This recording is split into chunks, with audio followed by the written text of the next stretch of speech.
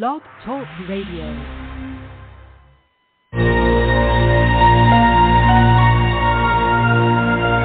Welcome to Two Psychics. This is Michael Edley, evidential medium and mystic, discussing all things spiritual. Hello, I'm Mary Amy of Two Psychics, an intuitive wisdom coach, tapping into your mystical life and sharing messages I receive about you.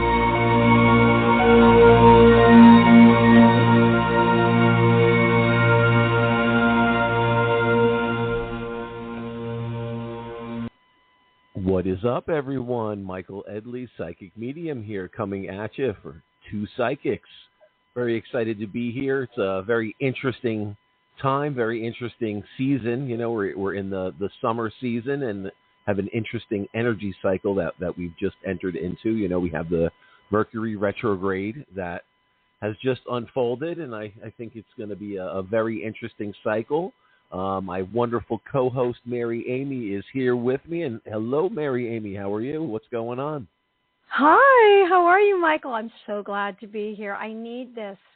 It's now part of my life, and I love speaking to you weekly and explaining some topics that we have to viewers and having, call-ins and guests. In fact, tonight we're going to have lots of call-ins because we don't have a guest, so I'm excited to speak to some new people. In fact, we have someone on hold right now waiting to get a reading. So how has your week been? What is new, Michael?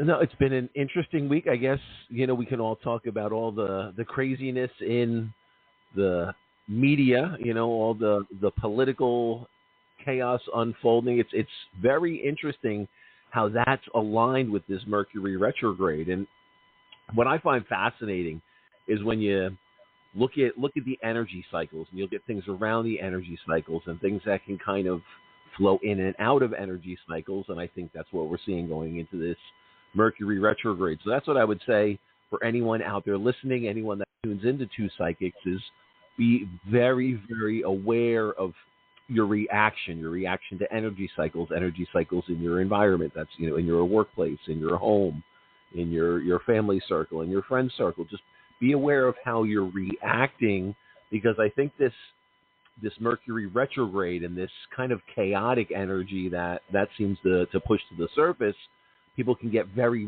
reactive and, tend to have a quick response or not think things through. So this gives us an opportunity to challenge those emotions, challenge those mindsets, and try to empower our soul to run the body and not the other way around. Don't let this human body, this spacesuit, captivate us and capture us with emotions and then kind of discombobulate our energy.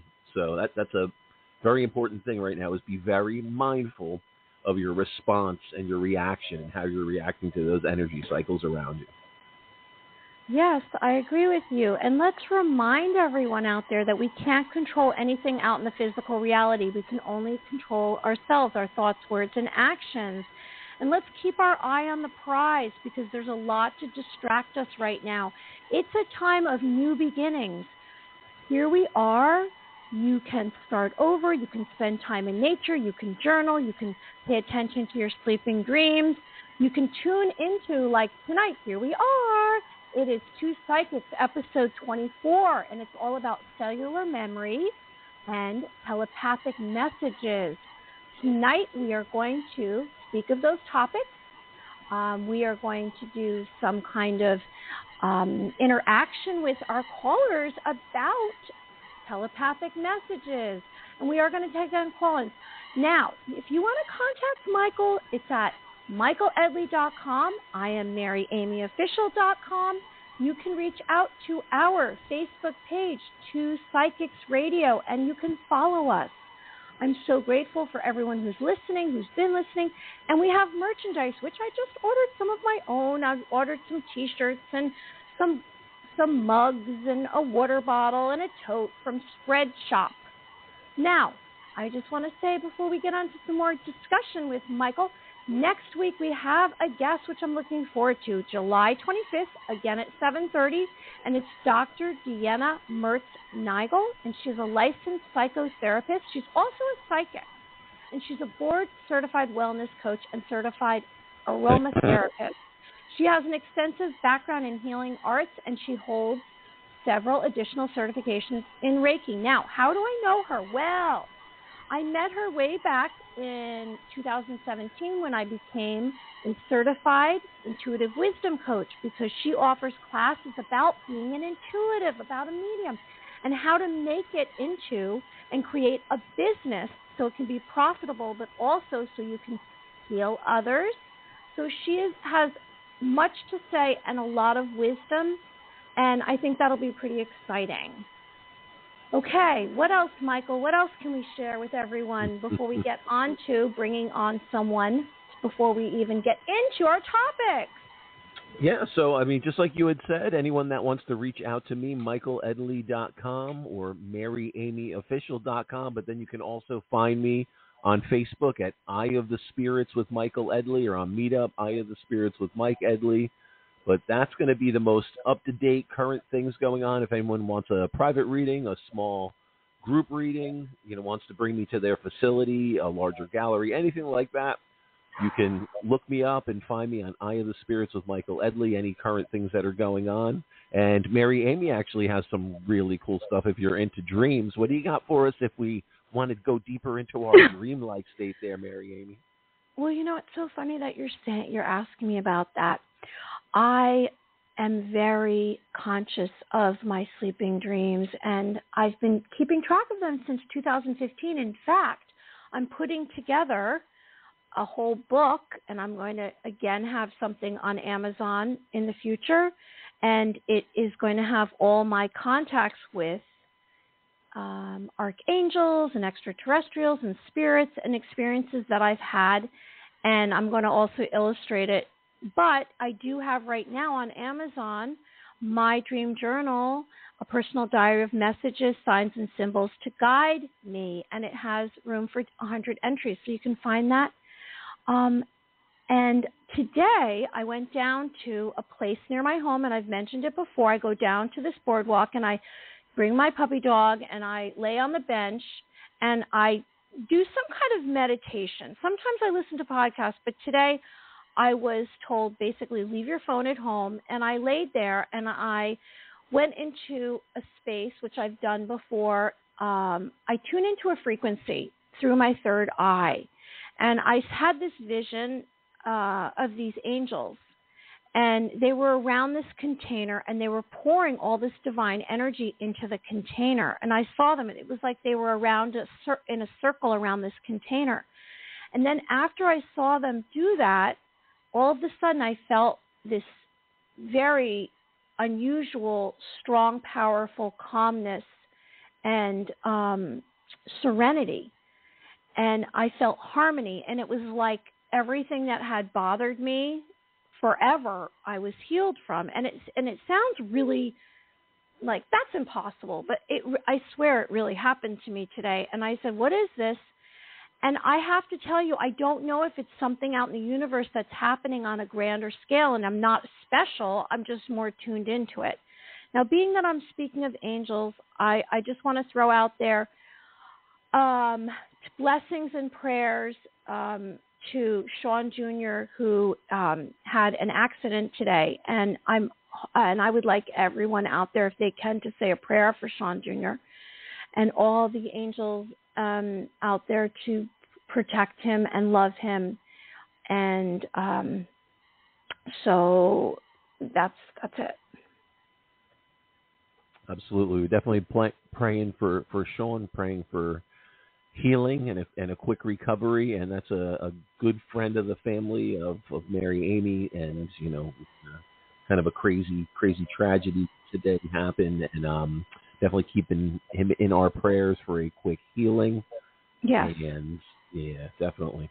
So we will definitely be doing that till you give us the good news next week that he is coming around and healed and all that good stuff. So absolutely.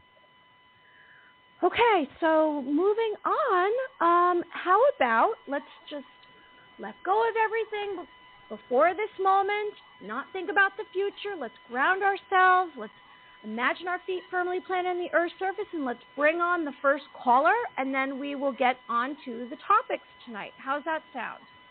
Yeah, let's jump into it. Let me get my pad of paper ready here. And, yeah, that sounds good. We'll open with a caller because last week we didn't even have a chance to take a caller, did we? No, we didn't. We had Rick Rellis, and he spoke all about Bigfoot and cryptids. We spoke about cryptids and Bigfoot expedition. So if anyone wants to listen to that, that was episode 23. It was pretty interesting. We didn't get anyone. So I'm so grateful we have callers holding, and we're going to get to all of you, everyone who's holding tonight. So just be patient. Let's bring on this caller right now. Hi, this is Marion Michael. How are you? I'm good. How are you guys? I'm good. Hi. Great. Who's with us tonight? Who is this? My name is Maddie. This is my second time calling. Oh, okay. Hi, Maddie. How are you? Hi. Hi. I'm calling from Georgia. Hi. Yeah. Yes. What's new? Georgia. What's going on? My question is, do you do names? Do we do names as far as connecting to someone that would be around you in spirit, so we could bring their name through, or what as far someone as that's someone's on the physical plane? Oh, someone that's on the physical plane. Mm-hmm. So what would be better than giving us a name is just ask us the question and like how does it per person, and let us key in and see what names come to us or what information around that question comes to us. And then after that, at that point, you can give us a name if you want, and we can feel the energy out. But initially, I would say don't give us the name. Okay. Just ask the question about this person. Yep. Okay. This person, I want to know, is this person trustworthy? Is she, pretty much, is she a person that's trustworthy, or is she depressed? Okay, so there's someone around you that's trustworthy, depressed? What's the scenario of a close? Okay, so Maddie, do this. Not a close friend, just an associate, but just the energy that I pick up sometimes, yeah. Okay, all right. So let's do this. If you could just give us your name slowly, just your first name slowly. We're going to kind of open and connect to your energy by your name. Maddie. Okay, Maddie. Thank you very much. All right, so let me just. So what's interesting? So we're basically just connecting to your energy. You're going to kind of open up that energy link. Just going to see what's around you psychically, and it could, a lot of it could pertain to this person, this individual, circumstances around this person. So what's interesting? There's definite. So I'll kind of explain to you how I'm getting it. I feel this energy coming to me from female, older energy that will be around you on mom's side. So believe definitely older. I definitely have. So what's interesting is they're showing me the number 5. 5 is significant around you. So this could be May or 5, or this is like 1 of 5, the 5th.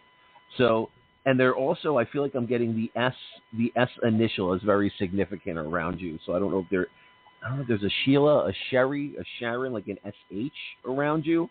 Now, what can you take of that information that's initially coming through? That S initial, that SH, the May or the 5? I have a friend associate named Sherry, SH. Yes. Okay. So Sherry. So they're definitely So that would definitely be one. And Sherry is still here in the physical, correct? With you. She's still here. That's correct. Yes. Okay. Mm-hmm. Now, Okay. So now, what about the number 5, the 5th, or associating with May, or 5? Is there any connection around you? Someone passing a significant birthday, a death, an anniversary?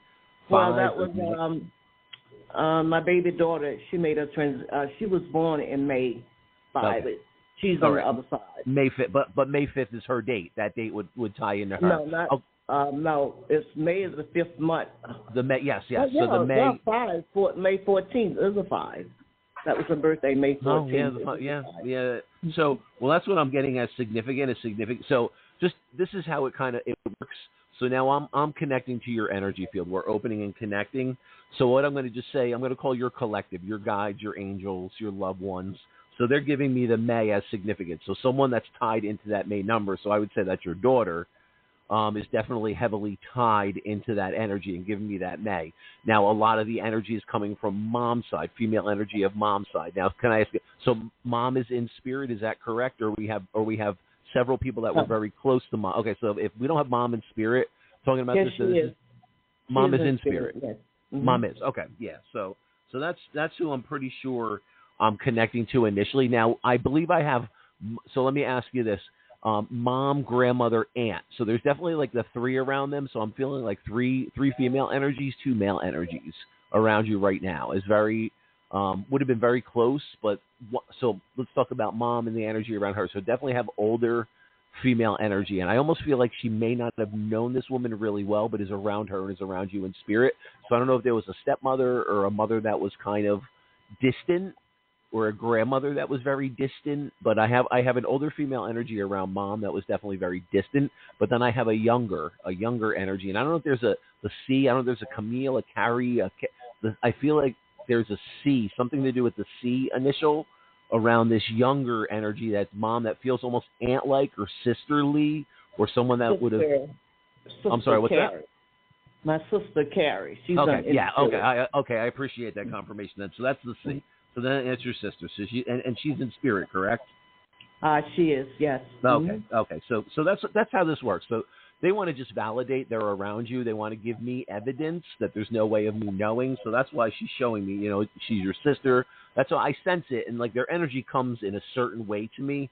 And after you work with that energy, and this goes for anybody out there, you can work with energy so you understand it and you develop a language of communication. And that's how I know that it, is your sister or like sisterly to mom, is how I feel that energy and how the energy comes to me. So Carrie is definitely around you. She's watching over you. And I know I haven't gotten to your specific question around the person yet, but we're going to get to that. So I just wanted to, they want to validate, right. They want to know, they want you to know they're around you, they're guiding you, they love you, so if there was any concerns or questions of, are they around me, or, is there healing? Are they in a good place? Are they watching over me? Absolutely. So definitely your sister Carrie's there. Definitely the younger May, the daughter, the younger, or that younger child energy is there with mom. So mom, is like showing me that younger energy is okay. That younger soul is with her. So I just have to confirm that. Now, the name Sherry that did come through that you could take initially when they were just giving me validating evidence. So they want to bring my attention to Sherry. So now I know you asked the question of, is there a person I can trust, or is there issues or concerns around a certain person? Now, let me ask you, is this person either Sherry or associated with that name Sherry, or is there some connection to that? Because the name Sherry came through for you, and very specifically, and you were immediately able to identify that name with a person. Sherry is the associate, a friend, but she's not the one I had in mind that was asking the question about. But she came up. But is she linked? Is there a connection to Sherry and the person you're asking about, or is there a connect? There isn't. Okay. All right. So just know, when they give me a name like that, when they're giving me a name of someone around you, if you haven't talked to Sherry in a period of time, I almost feel like they're giving me the name Sherry, that they're going to validate. You're going to either talk to her, or you're going to come in contact with her. She's going to reach out. And I almost feel when they give me a name like that, like she's a positive influence. So if you haven't talked to her in a period of time, or there was some issue or problem, I almost feel like there'll be resolution, or that she's a good association for you and can put you in contact or open, positive connections and influence, around that name. So I'll leave that at that. Now mm-hmm. let me bring Mary Amy on, because Mary Amy might be able to key in a little bit. If you want to give us the name of the person, Mary Amy may. Hi, now I know Maddie. I have a really good link. I'm good, Mary Amy. Let's see what Mary Amy's coming up with. Okay, so I will share with you what I received. Right away, when you started speaking, I saw a vine of flowers and branches. So it was kind of, when you see a vine that wraps around something, and it might be featured on the outside of a house or at a ceremony. So that's what I saw, which can be a blessing, and it represents letting go. I did receive that some kind of trouble today, sharp edges, there was growth, connection, but someone was playing games. I heard father, and I saw a gold cup, which represents power, but also and recognition, but greed in relation to your father. So what I'm getting at right now is I do sense that this individual, I don't have her name. I don't usually get names, but I get energy related to situations, and I received basically based on that. Like, for example, you're staying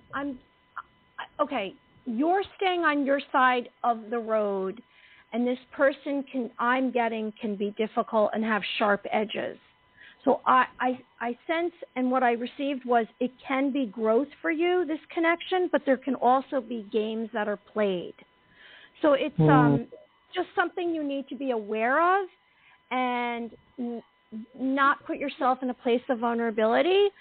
But, there's always a silver lining to every situation. So I say take the good and leave the bad. So whatever's going on with this person now look, you called in asking. So to me, that's an alert. It's an emotional connection. So maybe this individual is bringing up an emotion that you have related to a previous relationship, and you're on alert. That's what I'm receiving. And I suggest that you keep your intention close to the vest and have strong boundaries, but there is something to gain from the relationship. Okay. So it's a two-way street here. But basically, I think, or I sense, I shouldn't say think, because this is not me thinking. This is what I'm receiving intuitively. I'm receiving that it's not a negative relationship. It's just something that you need to be more like a little strategic, calculating, but not rough with. Just be yourself, however, have strong boundaries, if that makes sense to you. That does make sense, yes. Okay. Most definitely. Well, that's wonderful. Anything else you want to add, Michael? No, what's interesting, Maddie, though, I do have to ask you a question about this. So now I do appreciate you validating some of the information, the names, the initials, what was coming through, the dates. So we know we have a pretty strong connection to what I'm going to say is your collective. Now, as Mary Amy was speaking to you, the weird thing is, as I was focusing on your energy, I almost felt like your collective was showing me a yellow canary, so like a yellow Tweety bird. And I just kept on seeing like Tweety and Sylvester and like Looney Tunes. So I just have to ask, is that important to you in any way? Like a yellow canary, the Looney Tune, or like the Tweety Sylvester? I mean, is that like someone's name? Like, I don't know why I'm seeing that, but is that significant to you? I have a friend that lives in Missouri named Sylvester. Ah, okay, cool. So, as a matter of fact, he called me today. I missed his call. It was on my caller ID. Yeah. How funny is that? So what I think is going on, I think your loved ones in spirit, or just because Sylvester, because that's exactly like I was seeing that. So I almost feel like if you were asking for a sign or give me a message or show me something that I was doing today, it's almost like they want to refer to the name Sylvester, like you talked to Sylvester, you missed a call from Sylvester. So what I think is very important I know you want to know about the connection to that person and are they trustworthy? And I think Mary Amy keyed in on that energy for you very well. So what I'm just going to say is I'm keying in on your collective, on your family members, on, your sister Carrie was coming through, the child that was lost, mom. So I just think it's very, very important for you to know, and they've been confirmed from the information that came through tonight that they're around you, they're watching, they're guiding over you. So if you've had any kind of difficult circumstances lately, and you're just asking, hey, give me a sign, show me you're near, are you hearing me, are you guiding me? Truly, I think they are. And I think we got that confirmation from this little mini reading that you had. So just know that they're watching over you, they're guiding over you. I would say you're being divinely guided. So just truly tap into that divine presence, tap into that intuitive knowing, tap into that cell memory, that psychic ability that's deep within. and we're going to talk a little bit about that in the late as we go into tonight's episode. But just tap into that, sit with that energy, and I think you'll feel their presence and you'll feel how they're guiding you. And I think ask them the question, hey, can I trust so-and-so? Is that person trustworthy? Can I, do I put my faith in them? Do I allow them into my inner circle, or do I open up a deeper connection? Whatever it may be, ask your collective, ask your sister, ask your mom, ask the loved ones that are around you those questions, and just sit and feel that energy. What are they imprinting on you? What are you feeling? And sit with that and really see how that's resonating with you. And I would say, tap into that, and kind of use that as that opening compass, that opening guide that's going to kind of align your path. And I think you would be very, very, you'd be doing yourself a big disservice if you don't tap into your psychic energy and that awareness. And obviously for them to come through and give so much information in such a quick, short period of time, they're very connected to your energy. Otherwise, I wouldn't be able to connect to them that quickly and bring that much information through and that much evidence if they weren't like right there with you. So you're very open, you're very tuned in, makes it much easier for me to tune in and pull that information through. So on the flip side of that, that means you're going to be able to connect to them in an easier way than what some people may deal with. Some people that aren't tuned in or don't have this open energy connection or are still trying to work and navigate it, like you're already a couple steps ahead. So definitely utilize that. Definitely sit, think about them. Definitely jot and journal, like, certain things like in meditation, or sit with music and just kind of let your mind go and see what comes in and what, what sits heavy on your heart. Are there messages? Are there images? Are there names? Are you getting like a pure, hey, I was thinking about this person, should I trust them? Now all of a sudden you're getting like weird imagery of someone getting robbed or crime, or just pay attention to that stuff. Or it could be love and hearts and balloons and chocolates and candy and wine, and telling you, hey, this is a good thing, this is a positive thing. So just sit with the energy and look for the signs.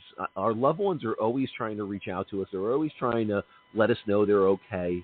They're always so how I see it a lot of times is it's almost as if our loved ones can come back in like a divine angelic presence, and they can help kind of guide us. I don't believe they can interfere in a way that can completely shift, but they can definitely try to throw like the positive energy on it and try to help us see things in a certain way, or try to, if we're in a dark place, try to shine some light on it, or try to shift and try to give us that counterbalance.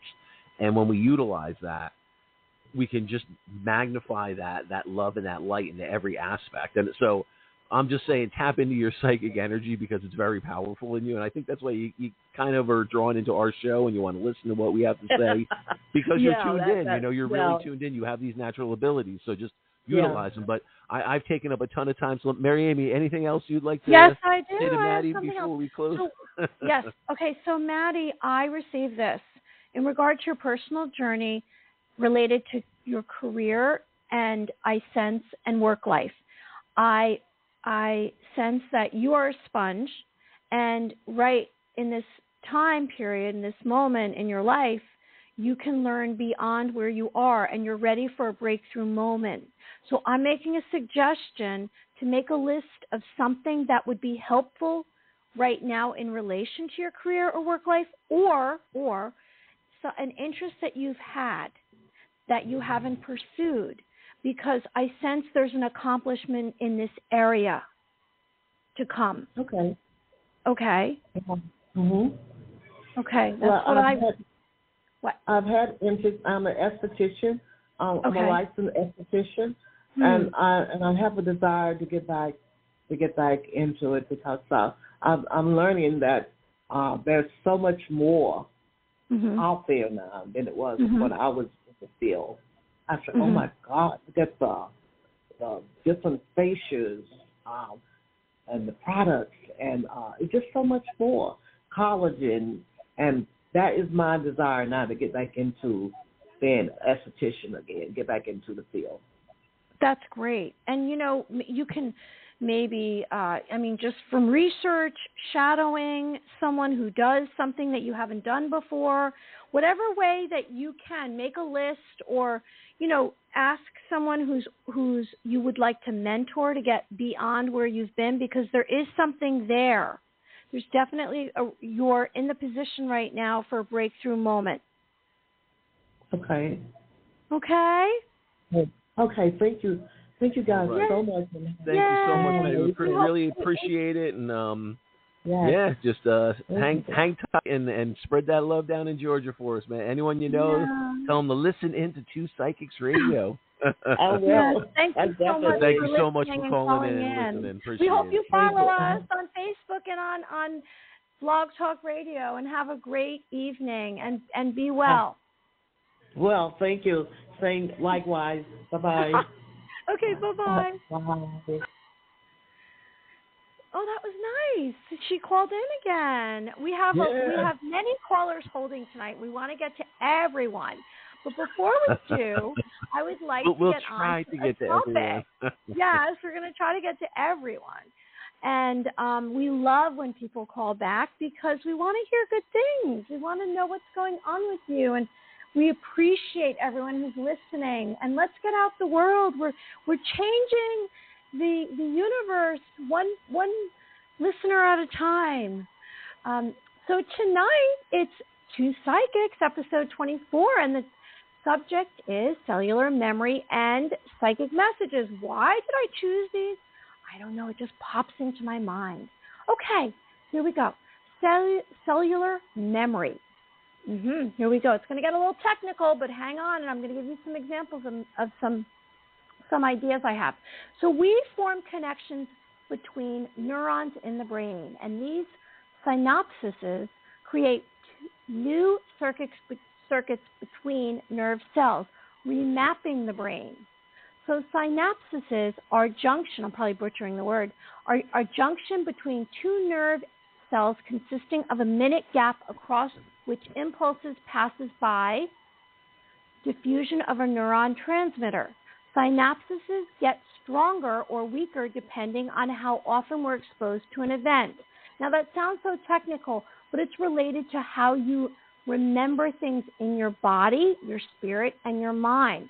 Cellular memories are stored outside the brain as well as in the brain in all cells. The capacity of cells for the body to store memories. Body memory, such as a traumatic memory, can be stored in cells outside the brain. You know, that's why when we have something that is traumatic that happens to us, it's still in our bodies. Even if we talk about it, write about it, sometimes it takes a lot to let go. Storing memories in the brain on a cellular level.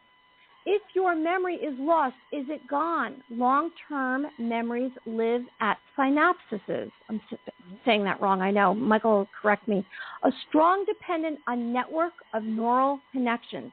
Memory allocation is a process that determines which specific synapses and neurons in a neural network will store a given memory. Although multiple neurons can receive a stimulus, only a subset of the neurons will induce the necessary plasticity for memory encoding. Okay, so a mind-body-spirit healing journey causes a huge impact on your cells. You can talk to your cells, you can talk to your entire body, you can talk to an individual specific place that you don't feel well or have an ailment. I've done it myself. Some ways to have a healing journey would be, in regard to your body, lower your white sugar intake, grains, lower animal products, vegetable oils, GMOs, genetically modified organisms, which are engineered using DNA from bacteria, viruses, not from nature. All right, here's some positive ways to take care of your body. Do exercise, walk, maybe a HIIT class, burst training with free weights. What are you going to eat? Yogurt. These are just some minor suggestions. Drink coffee made by organic beans. Use coconut oil, drink water, and coconut milk. Maybe you go outside and sun gaze or take vitamin D. Now for your mind, alter to a positive mindset through a control over thoughts, words, and actions. Maybe start the day with uplifting thoughts, or I am, like I am strong, I am powerful, you want to say, I am beautiful, I am loved. These empowering beliefs heal the mind and spirit. So how can you help your spirit? Well, maybe speak some positive affirmations. And that could be anything you choose. Like, I will succeed. I will, and you make a list of something that you would like to do. You can practice visualizations like I do during these episodes. And it can be whether or not you want to visualize something going in a positive way before your day starts. Like you see yourself, you ground yourself, you see yourself doing whatever activity, task, or challenge, working out. So it's positively having a happy ending for you, like something well happens. You can use reminders of your dreams and wishes, so you can speak about or write it down for you to remind yourself about what you want, what you wish for, because guess what? You're in control of your life moving forward. Here is all the energy. It lies in this moment. Listen to your senses and follow your intuition, which I'm going to move on to telepathic messages before Michael tells me about cellular memory, because I know he has a lot to say. So let me get on to telepathic messages. What exactly are those? Well, you too can be an intuitive or a medium. It's about tuning in, tapping, and activating your third eye, activating your clairvoyance, your clairaudience. Okay, so telepathy is the communication, the transmission of information. It's called thought transference from one person's mind, the sender, to another's mind, the receiver, without using verbal language. It's about a thought. You're receiving a thought from someone else. It's from an outside source. So to hear the thoughts from someone else's mind is what telepathic messages are. So mental telepathy is mind-to-mind communication, which feels like an energetic sensation. It lasts only a few seconds. You grab onto it. You don't let it go, and you focus and concentrate and receive it. And guess what? It's all about a willingness to accept and having self-confidence and not saying, poo-poo, it doesn't work, because it does. I promise you it will. Don't be a doubter. It happens. So telepathic messages are not your own by your own mind. You're receiving it from an outside source. It's by extrasensory means.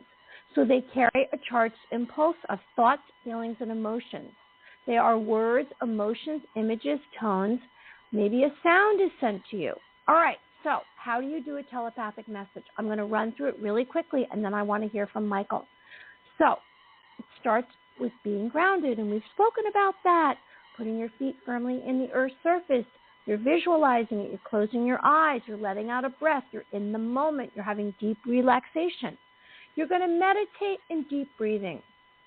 You're going to have inhales and exhales to slow your heart rate and your blood pressure down, and you're going to basically just accept. You're going to put all your weight in your bottom, and you're going to be in the moment. That's where all the energy lies. You're going to focus on your senses, like your third eye, your clairvoyance, your hearing, your clairaudience, your feeling, your and empathy and sustenance in your heart space, your touch, your taste. And it's all away from the physical reality. You're going to block out your thoughts. You're going to visualize the person vividly in front of you as much as possible. Like, are they sitting or standing? And if you're with this person, you're going to imagine their hair color, their eyes, their height, their expression. We're going to go into this on a deeper level, but I'm just running through it. What feelings do you experience with the person if they were in front of you? Okay, a lot of this is sensory. And maybe it's not going to happen for you right away. It's going to take time, but it's baby steps, and you're stretching your senses. You're going to focus on an image or a phrase, and you're going to send it to the receiver, and you're going to visualize as many details as possible. And you're going to concentrate on the message. You're going to relax. You're going to form the mental picture, traveling it to the mind of the receiver, and then you're going to transmit the message and release it, and don't continue to think about it. Then later, you're going to ask the receiver what they've received. Okay, Michael, so tell me, what is cellular memory to you? What's interesting is, I guess we're going to kind of pull this all together, and I want to explain to people on a sense of how actually telepathic energy and that energy of beyond the physical, and how that can actually imprint into our cellular memory, and how that can link past life experiences. It can link deja vu. It can link all these different things. So let me just kind of step back for a moment, and let's look at it like this. I want everyone out there to think of it as, we are a soul. We're this energy. We're this pure, divine, heavenly energy, this love and light, this pure soul, and we're having this human existence. So we're in this fleshy human spacesuit. And this human spacesuit, it's like has a lot of its own contraptions. It has its, drive to survive. In the mind and in the mental space, there's an ego. There's a balance of, the physical and the non-physical, the spiritual and the physical realm. So we have this yin yang. We have this dual edge soul having a human experience. So when the soul comes back into the body, when we have this experience that we transcend back, so whether we're having a karmic experience or whether we choose to come back to help guide, be like an angelic presence, there's many different reasons, and we're not going to go into all the aspects of coming back, but just say when the soul chooses to reincarnate, come back into this physical existence, it's almost on a telepathic level that the soul reactivates this new body on a cellular level. So on a cellular memory, we have things, so say like body memory. This is one part of it. There's like this hypothesis that traumatic memories can be stored in cells outside the brain. So they're not sure where they go. They're saying that the soul and all this experience that it has can almost document and systematically store every possible thing that happens. And now, is this part of the Akashic Records? Is this something independent of the Akashic Records? Is this a dual-edged thing? I mean, many aspects of that, too. So I'm just going to throw the Akashic Record bit in there. But, so every point and every piece of energy that we came in contact with, we manifested from, or linked to, whatever it may be, there's a memory of that. So when this soul reincarnates into a physical body, can the soul have stored memories of a past life that now transcend into this body and this physical being, and then, the mind starts reoccurring memories or having dreams of this other life, of this other existence? Yeah, absolutely. So there's many different aspects of that. So that's one piece of it. So it's almost like, this energy, this telepathic energy is then transponded, it's transmitted back to the body. And on a cellular level, all these cells that are in the body now start having these experiences, not knowing why, but it can link back to the energy that was transmitted from the soul. Now, are there other things? Can we look at, say, I'll put this in a spin on it. Someone has a heart transplant, okay, and they receive a heart transplant from someone that the reason why the heart is being transplanted is because they were killed in a tragic, just say some type of tragic accident, tragic boating accident, okay, and they were near the water, and there was some kind of shock or some kind of trauma that now resonates on a memory, on an energetic level. Is this cell memory in an organ? Is this some type of held trauma that's stored on a cellular level? Yeah, it could possibly be. Because then this heart is transplanted into someone. You have a new patient that never had phobias of the water, never had nightmares of being on a boat, of drowning, or whatever it may be that caused the first person to perish, but they were able to save the heart. The heart was able to give life. So we have a lot of positive that came out of that, but could there be cellular memory or trauma stored?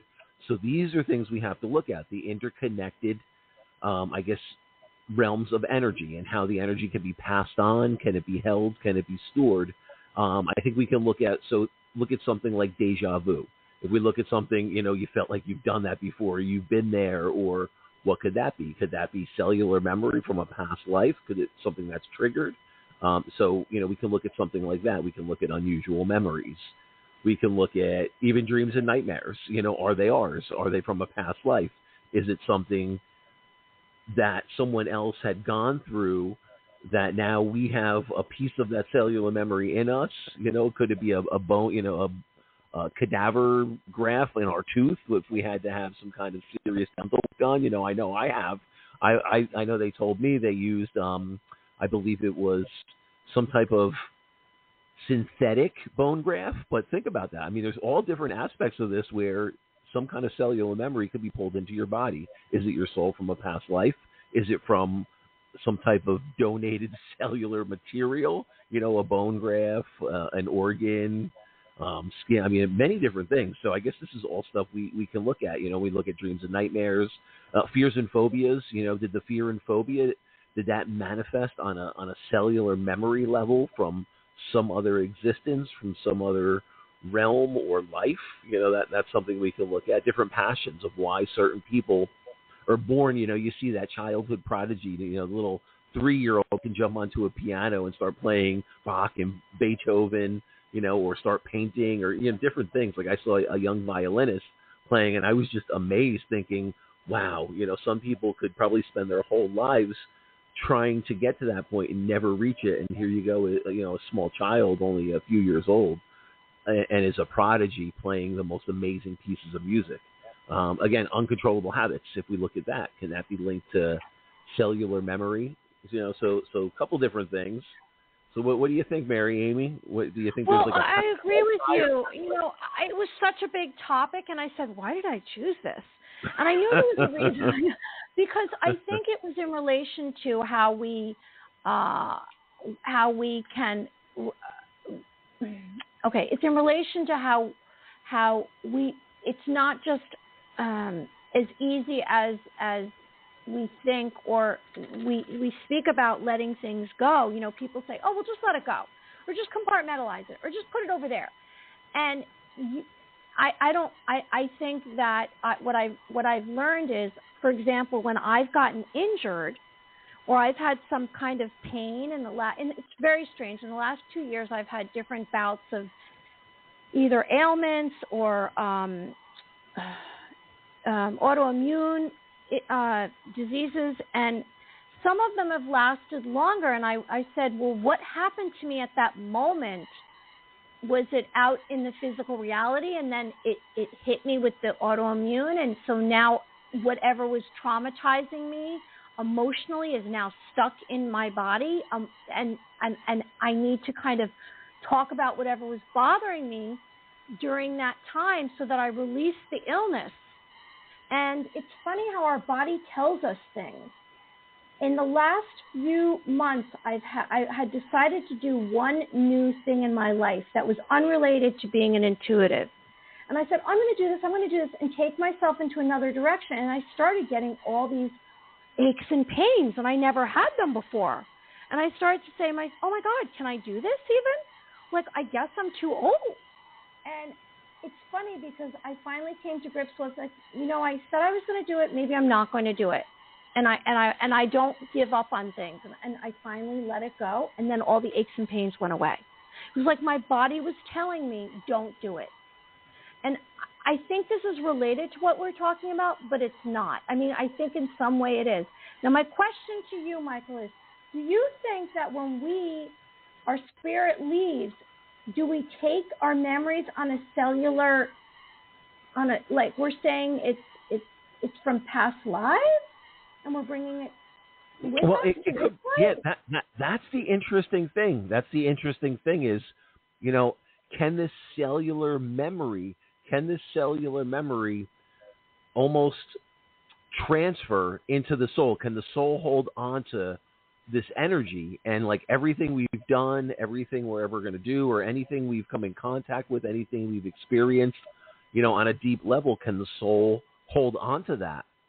And, I guess that's one of the burning questions and debates between, religion, spirituality, different, gurus, coaches, people, energy healers. I think that's the great divide, or the great debate.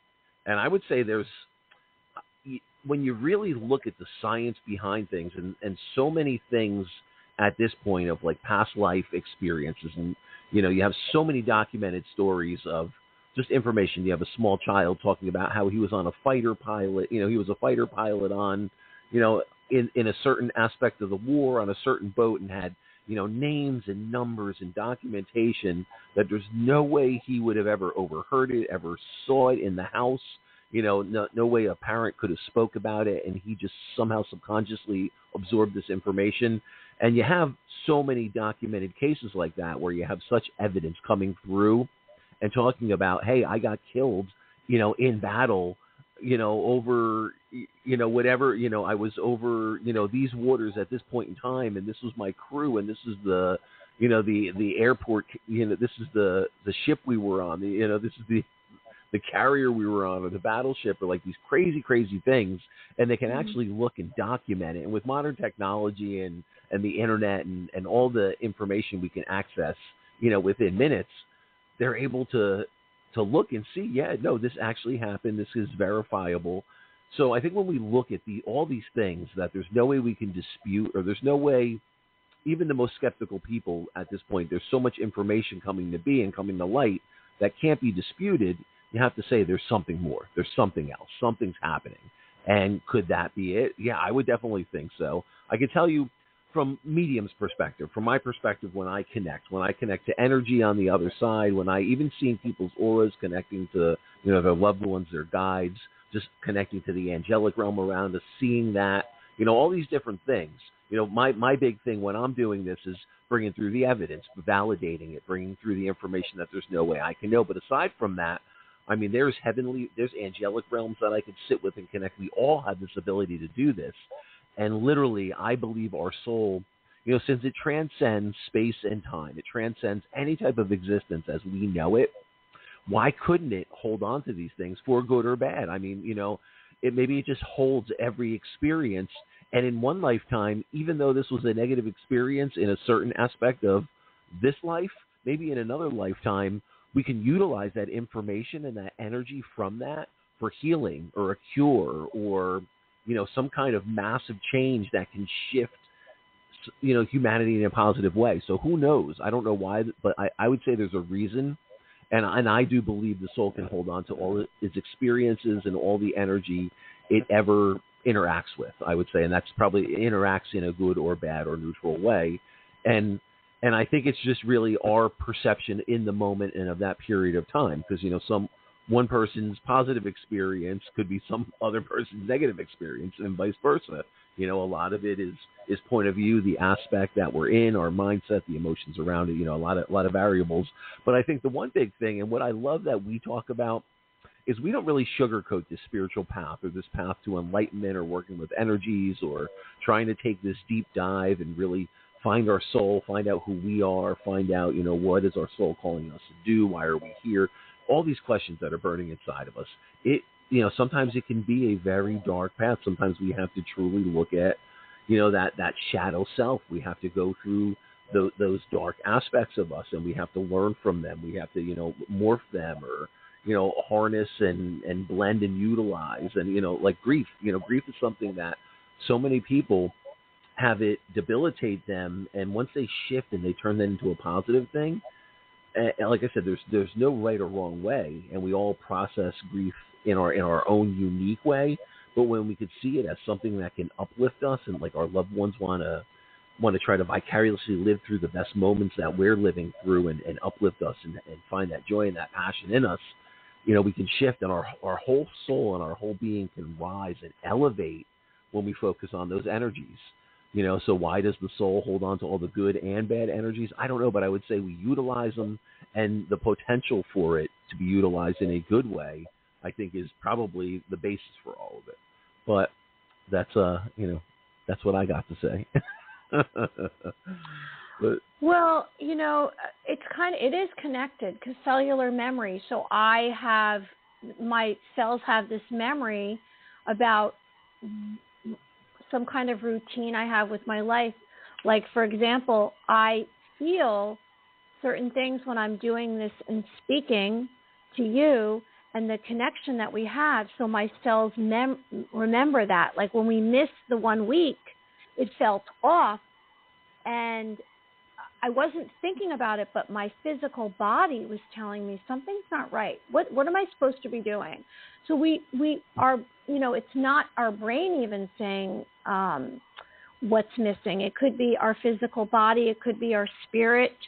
And I sense that the more that we get into this, then the more answers that we're going to have, like on a spiritual level. The more that we connect to who we are and we tune into and tap into ourselves, then the more answers that we're going to have in regard to this subject. Just like the more that we practice tuning into maybe your clairvoyance, or like Michael does. I don't even know how. He has to share with us, how does he connect to spirit? Well, what are the steps? Or does he just say something and then it comes to him? It's been a long process. It's been a long learning process. I'm still learning. And that's an interesting thing, though. I don't know if you said that, or when we were talking to Maddie earlier, our caller that called in, and talking about like learning and growing and always like learning and something to that effect. And all I could think is, I think that's the best mindset to have, that we're always learning and we're growing and we're expanding. And that's part of this journey we're on, part of this thing called life. I think that's what this is about. Our soul is having this life experience for some reason, that maybe many different reasons intertwined, but there's a reason. There's a reason we're here at this point in time, no doubt about it. And we just have to kind of go deep. We have to go deep, and it's not always going to be easy. And that's the thing. Sometimes we have to challenge ourselves. We have to break through barriers. Whether that's our own self-limiting belief, or the self-limiting belief that society puts on people or things or places or whatever it may be. I think we're here to challenge that, and we're here to break through, and we're here to shift people's mindset, and we're here to say, there isn't just one way. There's many ways. There's many ways for that end goal, and a lot of that is a very personal, private journey that we each have to have, and it's a very unique journey to us. I think energy from individuals, like love energy can heal. I believe that nature can heal us. I believe that physical touch. It could be, I mentioned some very basic, related to food and sun, but on an emotional level, if you feel like you've had pain or suffering from either words or actions that have harmed you, that can change your cellular memory if that heals. Like if someone says, I'm sorry, you can heal. Yeah, and I think there's so much to that process, and learning from ourselves, and learning, how to let go, or how to forgive, or, go on that inward journey, because, the greatest healers, the greatest leaders have been people that have gone through crazy, chaotic circumstances and found ways to persevere, found ways to figure it out, found ways to manage it and maneuver to the other side. That's what this process is. It's knowing that we don't have it all figured out, knowing that we're going to come across some of the most chaotic, craziest circumstances. It's part of the human existence, no matter how perfect we wish, or how much we try to manifest the best and the most positive aspect and path. It's never going to be that clear-cut and simple, no matter, what you're doing, or no matter how much love and light you are. There is that yin and yang. There is that dark night of the soul, and that is a process that we all have to go through. And I think for us to manifest our full potential, and for us to truly be the best we can be, we have to experience that, because it has to shift our perspective, and it has to give us an understanding. So we know when someone's going through that hurt, or that pain, or that fear, or that grief, we felt it. We've been there. We understand it. And you can understand it from a level that if you didn't go through that or experience it, you couldn't understand it. You know what I mean? So it gives you a different perspective, so you can almost see things in a similar way. And it's all our circumstances are unique, and they're unique to us. But I just think when we've gone through and navigated those type of situations, and the chaos and the dark nights, and whatever turmoil that may have been, it just gives us an understanding and a perspective that we would not have had otherwise. And all I can tell you is the greatest healers and leaders that are out there have gone through that. They've navigated it, and they've found a way to persevere. And that's what we're doing. That's what we're doing here. We're learning how to utilize energies. We're trying to understand, why do things happen? Why maybe my mind goes there? Or why do I have a tendency to have that fear, that phobia? Or, why does that dream keep coming to me? Or, different aspects that we can kind of look at and understand. And then if we can understand it, then maybe we can process it and let it to unfold and then manage it and then allow it to be something positive that we harness and we utilize, and that can be something positive that uplifts us and propels us forward rather than debilitates us and causes anxiety or pain or trauma. That's kind of what it is. Learning to work with the energy and learning to properly utilize the light and the dark, whatever it may be, and that's part of understanding the telepathic energies and understanding, the unseen, and understanding how that can unfold on a cellular level into cellular memory. It all ties together, Mary Amy. It all ties together. It really does. And, everyone out there is a beautiful being of light. You're highly advanced. And you can empower yourself. And I believe I mentioned having affirmations and mantras. You can connect to your root chakra, the base of your spine, and pull all of your energy up and bring it out here into the physical reality. Empower yourself. Remind yourself to have self-love and forgiveness and compassion for yourself and others. And that will change you. That will definitely change you. And there are ways to heal, whether you say there's prayers, blessings, you can journal, and like I said earlier, it might be, simply that you ask for a hug when you're not feeling well. But guess what? You have so much strength within you. And if you're feeling down or you feel like you can't cope, go to your heart and start to protect your heart. Tell yourself that you love yourself. And there's always a way to improve whatever's going on in your physical reality and within you. There's always a chance to grow and never give up.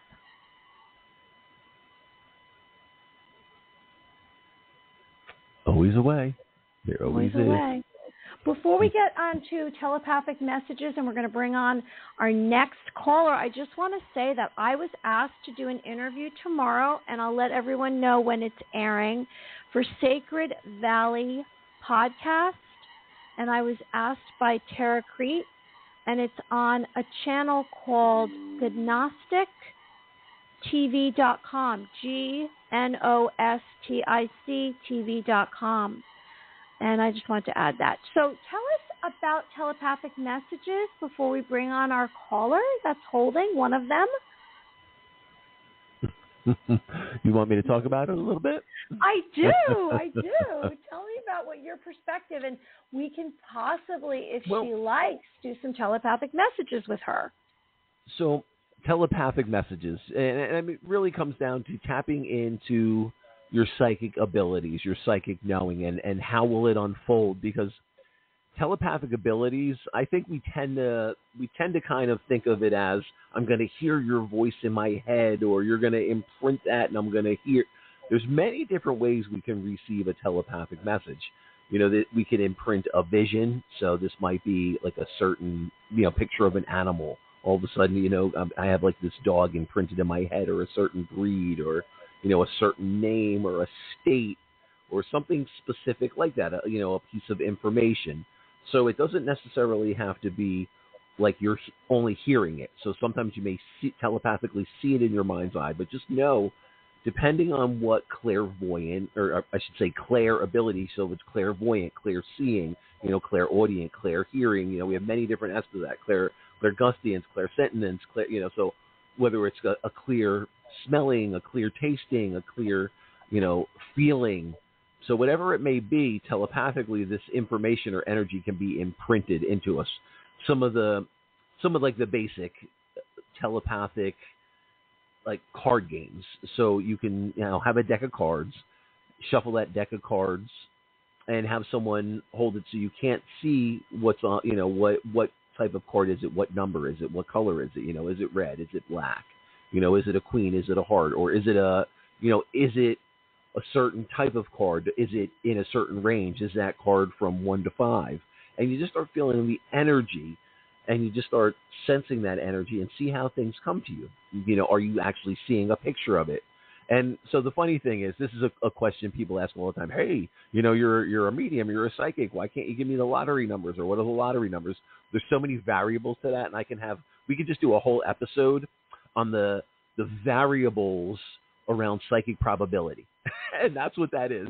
There's so many variables around psychic probability that what people need to understand is, if you're getting psychic information from someone, there's probabilities around that. And that's, you're doing the same things day in, day out. You're not changing any aspect of what you're doing. Same processes, same procedures, same routines. The probability is going to be most likely what we're seeing, high probability of this, low likelihood of this happening with these circumstances, this probability, these routines around it. So there's a lot of variables, but so I'll give you an example. So roulette table, roulette table has red or black, or we have the green. So for those of you, I'm calling from New Jersey. New Jersey's got Atlantic City casinos. I'm not a big gambler. I don't advocate gambling, but there's been times growing up, and I live in New Jersey, we've been in a casino, and you start messing around with it, and you feel the energy of it. So I can tell you there's a variable of the person that's at the table spinning the wheel.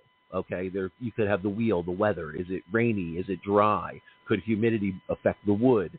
So, granted, there's some variables to this. But I can tell you, if you get into the flow and you start feeling the energy, so the dealer at your roulette table is spinning the ball exactly the same, has the same feel, the wheel is spinning in the same, you're into the rhythm, you can feel the energy of it. I guarantee, I can tell you, I've done it, where you can key in that it's going to be black or red. You key in on the energy. It's almost like a telepathic magnifying glass that you open up, and you go, okay, I'm sensing it. I feel it. Black, black, black, boom, and it hits.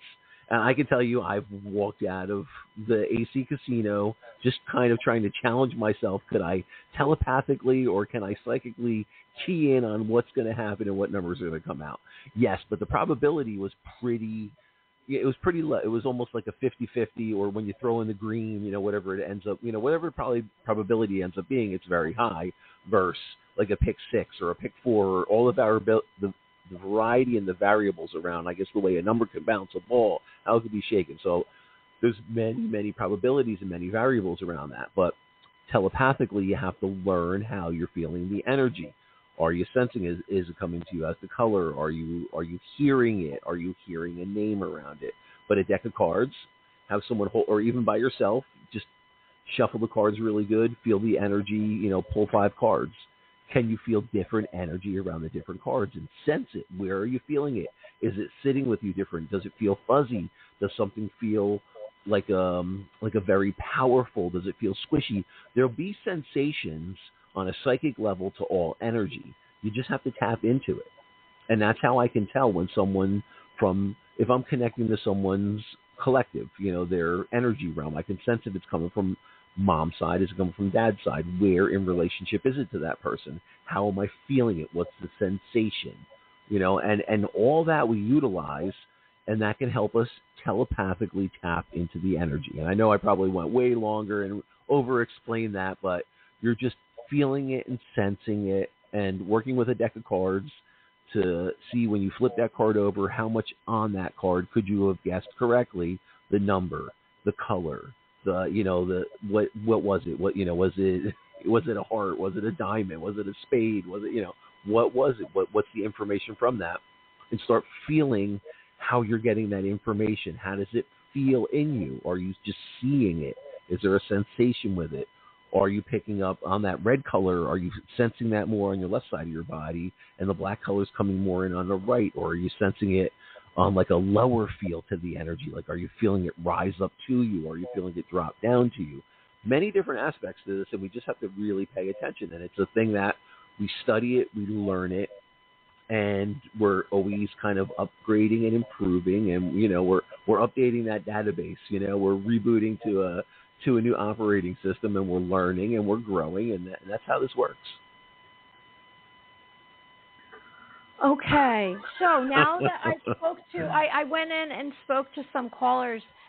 Let me bring the one of them on right now, and we can speak to them and see what's going on, and maybe do some telepathic messages. Utilize those telepathic abilities. All right, let's try it. Let's see who this is. Hold on.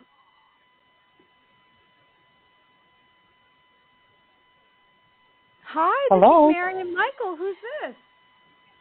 Hi, Mary and Michael. This is Keita. How you doing? Hi, Keita. Nice to hear your Keita, voice. how are you? I'm well. Thank you for asking. Where are you calling us from? Yeah. I am calling from Massachusetts. Massachusetts. Okay. You are on the East Coast with us. Okay. Well, thank you so much for calling. Cool. So, Keita, what's the question you have for us? I just wanted to see if there were any messages from Spirit. All right. So you just want us to kind of connect and kind of see what's coming through, what's around, what's in your energy field. I don't really All right. So just if you can give us your name slowly, just your first name, very slow. We'll connect and we'll kind of open up, it's your energy. Sure. So it's Keita. Okay. All right. So what's really interesting, so initially, as I'm connecting to your energy, there's younger female energy, what feels younger to me, but could be definitely from like mom's side. This could even be mom if she passed away younger, but there's an A. So I don't know if there's an Angela or an Angel or the A. I feel like this is female. I don't feel like this is Anthony, but Angela or Angel. Is there an Angel or Angel around you? Yeah, I have a cousin, but she's here. She's on the earthly plane. She's not on the. No, that's fine. And it's Angela. I have a sister named Angela, and I also have a cousin as well. Her name's not Angela, but I have a sister named Angela. You have a sister named Angela. Okay, so I don't. Mm-hmm. So and this is kind of how it works. We connect to your energy, starts unfolding, but in your energy field. So the name Angela is like very, very prevalent. So I don't know. So are you navigating anything with Angela right now, or would your collective want me to key in on Angela's energy? Is she navigating like a health issue? Or is there something? I spoke with her this morning, but I don't know. I don't know why they would. I don't know. Okay. So it could just be a confirmation that like your loved ones around you are just giving a very specific name to you, Angela. So, to get a name like that and them talk about that, and that's your sister, I would definitely say there's just positive energies. There's a positive connection. So I have to ask, is mom in spirit? Yeah. Okay, so mom is in spirit. Okay, so I would say that's the energy, and that's what I felt initially, like mother's energy, like mom's energy. So, and for her to be acknowledging, she might be acknowledging just the connection that you still have to your sister, and you're still talking, communicating. So just that bond or that connection, she could be honoring that. So what's interesting is I feel like when I connect with mom's energy, so what's interesting is the F, like the F name. I don't know if there's a Frank or a Fred or the F, but I feel like she's mentioning like the F, and understand this might not be someone in spirit with her. She could be giving me information that's prevalent to you, and if you're navigating something or you're going through like a new energy cycle, opening, closing. But I feel like she's talking about the F, like a Fred or a Freddie or a Frankie. Can you take that name? Are you familiar with someone that would be around her, or she would be referring to with that F name?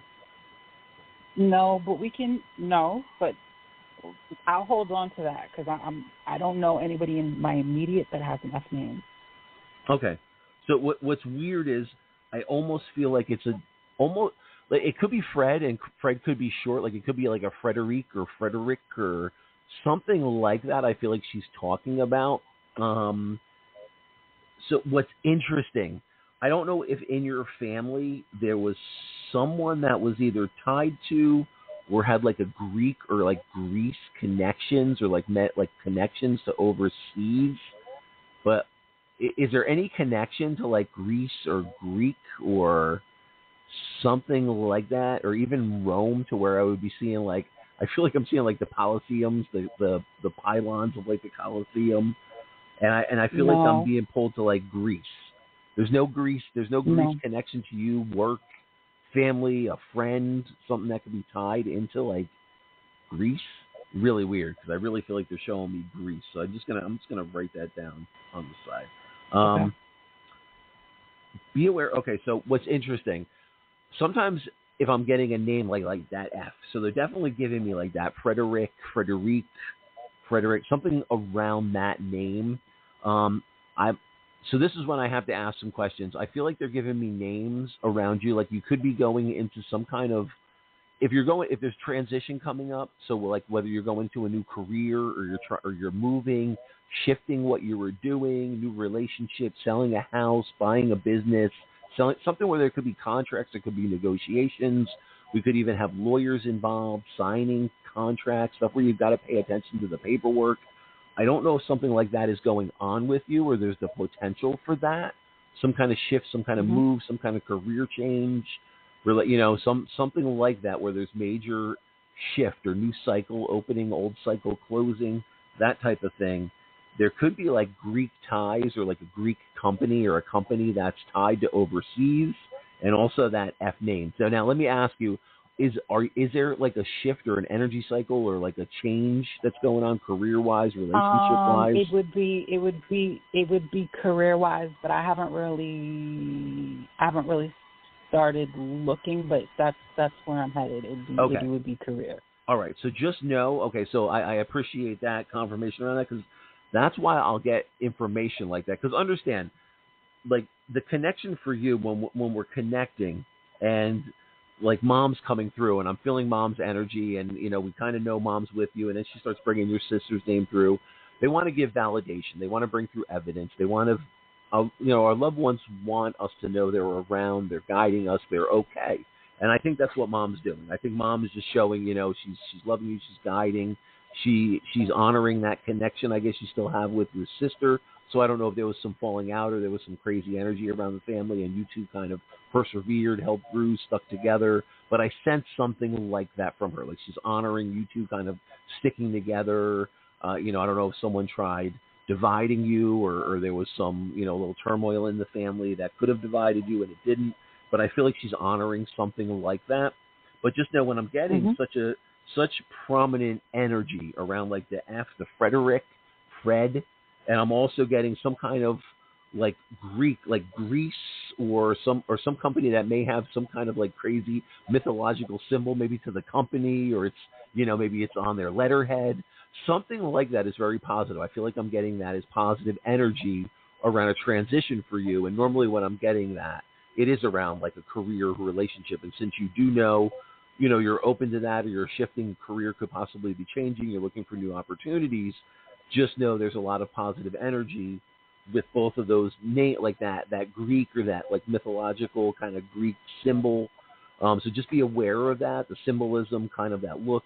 So a company that's based in Greece, company that has letterhead that may be tied into, some kind of Greek mythology or something to that effect. And then also that F as a significant, either a name of a person that could be tied into job transition, career growth, prosperity. So that Frederic, or the F. Now, Mary Amy, what are you getting? Hi.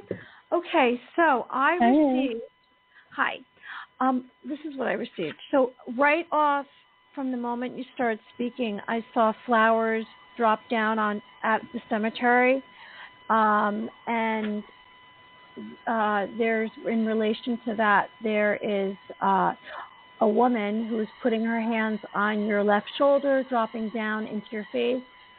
And in relation to the cemetery, it's a symbol of transformation and hope, an acknowledgement about your mortality. But the positive aspect is it's a symbol of transformation and hope. And I sensed that there was a strong wind that was blowing towards you, and it's about in relation to events that will drastically change your life, but you'll gain freedom from some part of your life because of this change, this drastic change.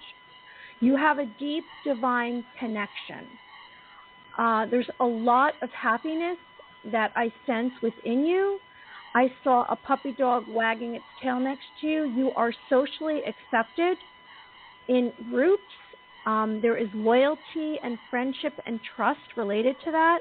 I also sense that you have a chance for love.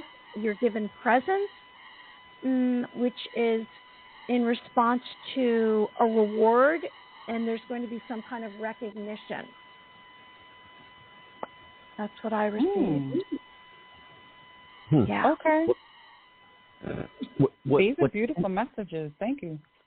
What's interesting, Keita, is I have to ask you about the number 9 or September or the 9th. Is there significance to that number 9 with you? Because as Mary Amy was just bringing information through, the interesting thing was I heard November, but I saw the 9th. And as I focused in on the 9th, it kept on bringing me to September. So can you tell me, is there significance to the November, the 9th, and that 9th maybe representing September?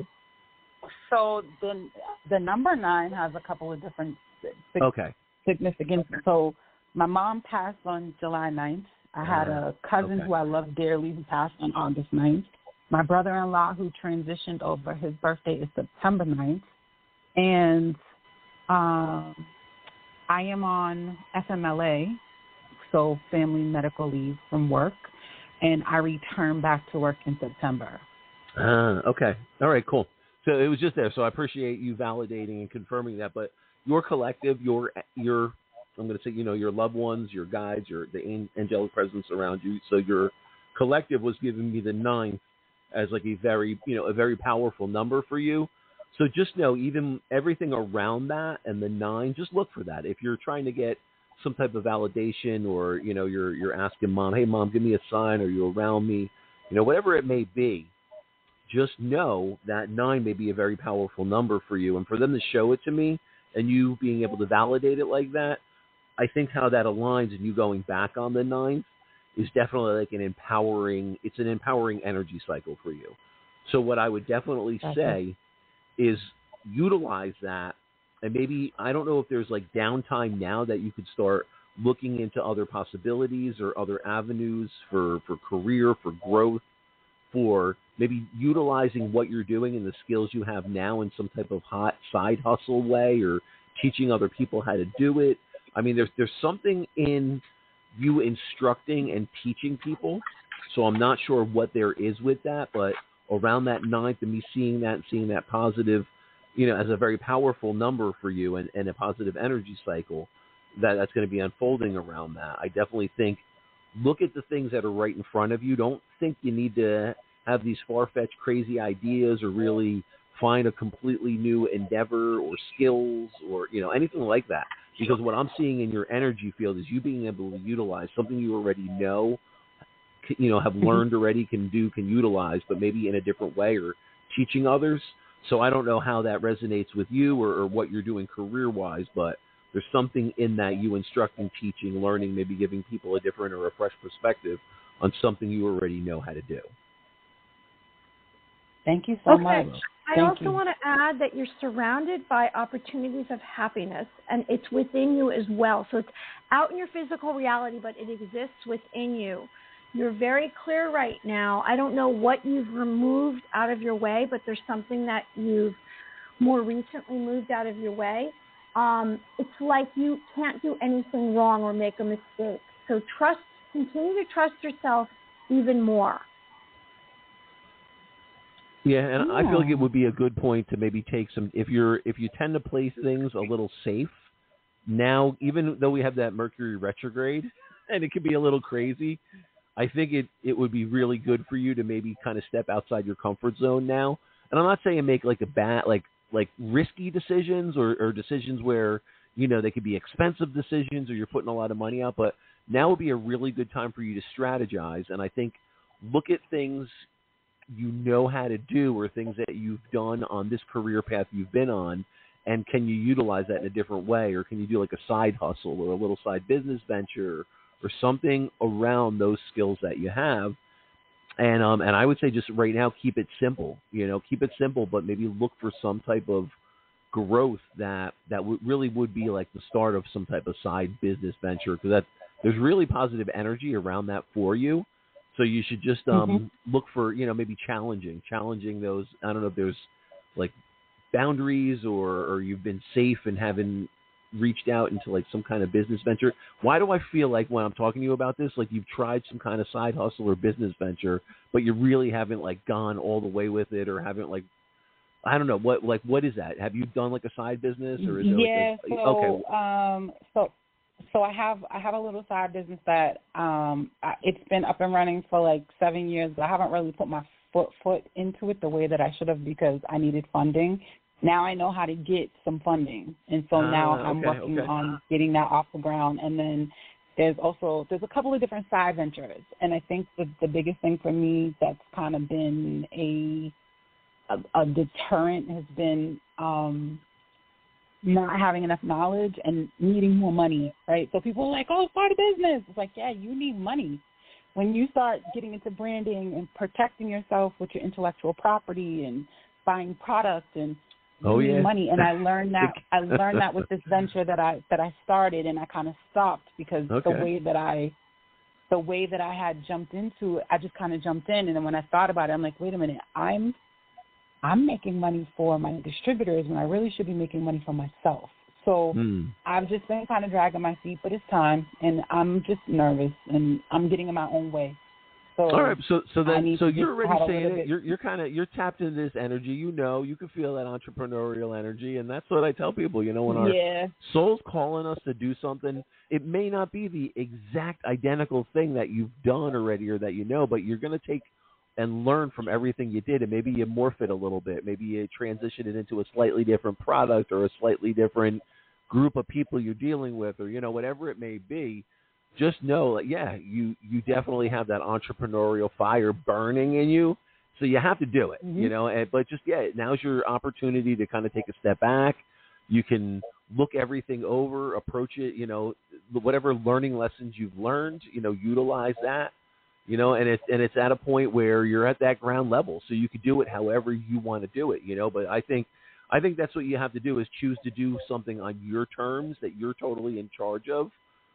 And I think that's kind of how it's got to be with you a little bit. I think there may be certain things that you're going to learn the hard way, but it's weird. Like with your energy, I feel like with you doing that, you're just going to build momentum and build more momentum, and just you keep doing it, and you keep learning and growing. And eventually, like 2 years from now, you're going to be like, oh, wow, I didn't need to have it all figured out, and I didn't need to have every step, understood. I just kept moving forward, little step, and boom, and here I am. And I think that's what your approach is, and I think that's like kind of like what the mindset is that you're opening to, and it'll be really powerful if you could stay with that, and you can kind of move forward in that way. Gotcha. Thank you so much. Oh, you're welcome. Thank you so much. Really appreciate it. Trust yourself. Thank you. I'm working on it. Okay. There's a lot of good stuff. A lot of good stuff in store for you. Yes. Thank you for calling, and we hope that you achieve everything that is in your heart. I appreciate it. Thank you. Have a blessed night. Okay. All right. You too. Bye. Hi, Michael. What's going on? And that's the interesting thing, and I think that's one of the blessings of doing this work is you can almost see the energy around someone that maybe they haven't utilized or tapped into that's so powerful. And I know even for like myself, there's things that I've had other mediums tell me, like, look at, why aren't you doing this? Or what are you doing about this? And it's like you're in the middle of it. You don't always take a step back and see it for what it is, or see that skill that you think, oh, I'm just kind of good at that, or there's some people have this ability, and then but you get this outside perspective of like what we could see, and you're like, no, like if you do that, that could be like life changing. That could like shift everything. You know what I mean? And it's just, I think it's kind of a crazy thing when you tap into that. That's why I tell people it's so important, because you just know when you tap into these energies, it may not be as easy. We've been doing this now quite a while, and I think we're pretty good keying in on people's energy and maybe like an an untapped or unharvested skill, or something that can be really powerful and really beneficial to someone that they're not utilizing, not keying into. But even like just what the funny thing is, I'll just give you a quick story. I had someone that I started working with their psychic abilities. They came to me for a reading, and they would just always ask me, "Hey, just give me a tip, or what do you think about this, or how can I key in more on my intuition?" And so I just started giving little guidelines, little tips, little things here or there. Well, I had that person reach out to me just a few weeks ago and be like, "You know what? I've been utilizing everything for this past year, and everything has changed." And then the person came to have a reading with me, and then you could see the shift, and it's so empowering. That's what the thing is. Even if you don't want to do this work and you don't want to, be a reader for other people, just how you can utilize this energy into your own life and, into your workplace, into your relationships, into just everything, your creativity. It's really amazing. Even if just driving to and from a place and you don't want to like strangle other drivers or wish you had a battering ram on the front of your vehicle like I used to. I still do sometimes, but I'm much better. But overall, you just gain more control over all aspects of your being, So there's no way that you cannot benefit from utilizing and working with the energies that that are the mind, body, spirit connection, and if you have crazy cell memory that's coming through and a crazy spider phobia, well, you tap into this and you get rid of that spider phobia, Might not be that easy, but well, what I might not be that easy, interesting no, seriously. With Kita from Massachusetts, yes. As it's interesting, after I get my initial information and then I sit back and I'm hearing her voice, it becomes more and more evident with whoever calls in exactly what's so real, like they're in front of me, and I just received that I don't know if she realizes, she's so clear. It's like if she touches something, it'll turn to gold. I felt that it was seamless with her, and there was a blockage in regard to her that I think was a belief system. I know she said it's hard to get money, but I think it was about maybe someone poo-pooed something that she wanted to do, and so it tainted possibilities in her mind, because she has access to money. I sense that if she wants to do something, there's someone there who will help her. Yeah, or the ability to come up with a plan to generate it, That's what I think too. Sometimes when we tap into the psychic energy, well, we can manifest it if we're clear. We can manifest it if we're clear. And a lot of times we have to quiet down and kind of listen, because ideas can be presented to us, connections. It might not be that the money just drops into our lap, but different ways that we can utilize to get the money, like a lot of times that'll unfold, or those connections will be made, or, so sometimes it's not just a cut and dry, easy process, but it absolutely is a process that we can tap into and we can absolutely utilize. That's yeah, the thing. And everyone is going to have it come to them differently. Like maybe you have to go through a mini journey to get to it. But also, if you put it out there, something that you would like to have happen, or a direction you would like to go in, there's a divine path. There is a flow that if you can tap into it, you will just get it. You will get it quickly. You will get it. And some people won't. I'm not saying everyone, but some people can get it quickly. Like you say, boy, they have a lot of luck, and they do. And maybe it's related to their cellular memory or their past lives, or something that they have to get through and get to the other side before it's going to become evident that it's right there next to them. But, and like I said, everyone has a different journey. Okay, so should we move on to another caller? Yeah, it's up to you. I didn't know, were you going to do any type of guided meditation, or are we going to, What are you saying? it's whatever you are feeling compelled to do. Well, I'm open. Okay, now that you're saying that, that's what I should do then. Okay, so everyone, here we are. I'm not really prepared, so this is going to be spontaneous. But we can do this together. Okay, so what I'd like everyone to do right now is I'd like everyone to get into a comfortable position. You can sit or lay down, eyes open or eyes closed. And why are we doing this? Because this is how we're going to tap into our telepathic messages or our clairvoyance or our psychic phenomenon, our ESP, extrasensory perception. That is what we are doing tonight. All right, so we're going to put all of our weight in our bottom, which means we are letting go of any tension that we have in our body. So we are going to let out a breath. And when we say put our weight in our bottom, I'm talking about our root chakra. So I'd like you to imagine that your bottom, your root chakra is plunging down deep into the earth, as well as your feet are going down deep into the earth, and you're wiggling your toes. Again, let out a breath. Now, to even ground yourself more, imagine a cord is running through your body, and it's going down into the earth.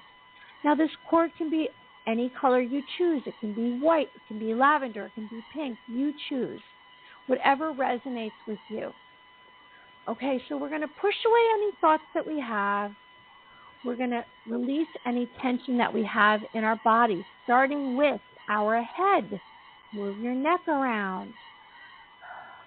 Our neck, our torso, our thighs, our waist, our legs,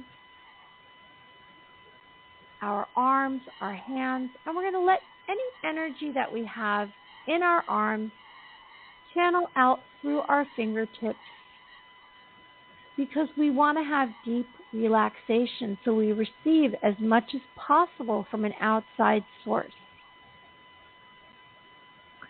We are pushing away our thoughts, like I said, and we're going to do 3 inhales and exhales on a 5 count so that we are deeply breathing, we are relaxing, we are lowering our heart rate, lowering our blood pressure. So let's do this together. So we're going to inhale for 5, hold it for 5, and release it for 5. 3 times, everyone, okay? We can do this because we are going to receive some kind of telepathic message. All right, so let's go. First, inhale.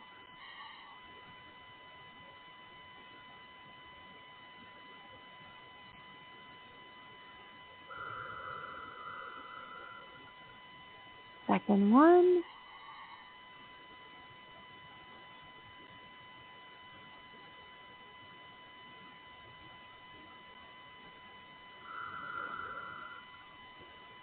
And third one.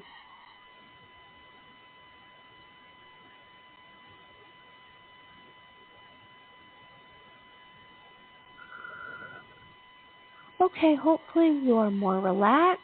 I'd like you to have gratitude for this moment. Now, all of your energy and power are in this moment. Doesn't matter what happened before or what's in front of you. Let's be right in this moment. So we've let go of any tension. We are dropping down into our physical vessel.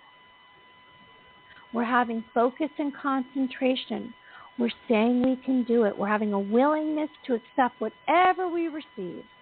Now, what I'd like everyone to do is to choose one of your senses to receive the information. It can be your hearing. So that means that you're going to hear. You're not going to be hearing from the perspective of what you're thinking. You're hearing whatever your senses are telling you from your hearing. Okay? You're going to hear with all your might, beyond the walls of the room, out into another galaxy maybe, another block, beyond this physical reality you're listening. Or you can choose your clairvoyance, your third eye, your mind's eye, which is the space between your brows. Now, how are you going to tap into that? Maybe you've already activated your clairvoyance. Maybe you've done that by seeing. You see a portal. Maybe you're tapping with your finger. You're moving it in a circular motion. You're asking to receive the information. Or It could be your heart space, in your heart chakra. And that's where you're tuning into your heart. What are you receiving? Maybe you're empathic. Maybe it's going to come through your sense of touch, your claircognizance, your knowing. So when you receive this information, because I'm going to give a suggestion tonight, because you're relaxed, you've tuned in, I'm going to give a suggestion. It's going to feel like a physical sensation, not like within your body. It's going to zap you, and you got to grab onto it and see what you receive. Okay, it could be your taste, it could be your smell. All right, so now that we are fully relaxed, we've dropped down into our physical reality, we've pushed away any thoughts, any doubt that we can do it, because we can do it. We're stretching our senses. I'm going to give a suggestion. So tap into one of your clear senses. You have a sixth sense. You can do this. All right, listeners, the suggestion is, I'd like you to, the suggestion is, tap into one of the senses, and here's the suggestion. The first time that you felt happiness in this lifetime, what do you receive? Okay, I'm going to be quiet and let's see what you received the first time you felt happiness. Here we go.